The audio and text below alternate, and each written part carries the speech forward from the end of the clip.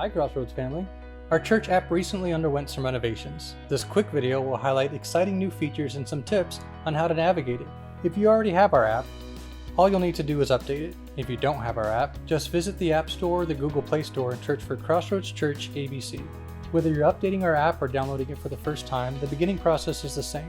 First, you'll be prompted to select your home campus. Then you'll be asked which, if any, notifications you'd like to receive. You also want to make sure you set up your profile if you haven't already. It's quick and easy, and all you need is your name and phone number.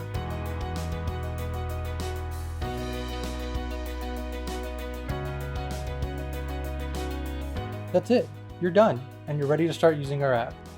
One of the first things you'll notice in the new version of the app is the dynamic home screen, which will contain all of our regularly updated content. The latest sermon will be right here, your campus special events, things of that nature. From time to time, a refresh button will appear at the bottom of your app screen. Press this button to ensure you have the latest content delivered to your app.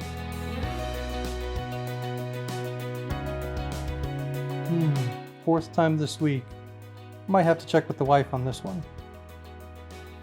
The media section contains all the sermons in the latest sermon series, along with past sermon archives. Here in the Connect section, you'll find everything related to connecting with your Crossroads community. Think of the Weekends category as a place you want to be during your weekend visits with us. Here you'll find interactive sermon guides where you can save your notes for future reference. Want to share what you've learned with a friend or neighbor? Use the new Share feature.